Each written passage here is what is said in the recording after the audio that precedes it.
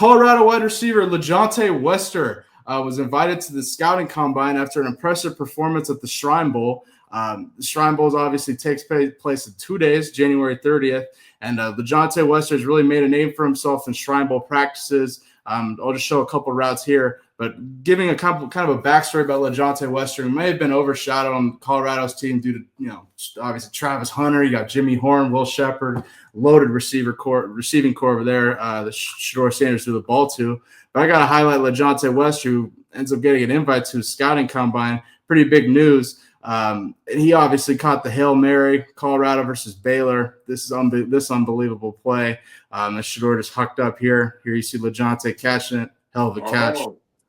Tank, I got to ask you, as someone who participated in the scouting combine, I understand it may have been a while ago, but what can LaJohntay expect headed into that, and what should he prepare for, and what should he expect? Go ahead.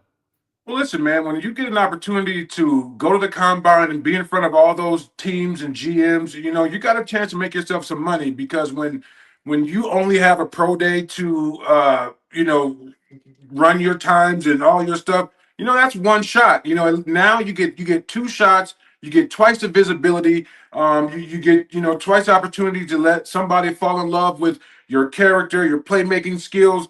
And it's a great opportunity. There's always a couple of guys who get invited late to the combine or things like that because they caught somebody's eye, and undoubtedly it makes him more money. So good for the kid. It should bring him way more opportunities to be seen. Yeah, absolutely. And LaJohntay Wester for Colorado was one hell of a slot receiver, especially when it got later in the year. They really had to deal with a lot of injuries at that wide receiver position, with probably the exception of Travis Hunter, but Travis was out as well. LaJohntay was consistent. He even was returning punts. I'll show this. This is against Utah.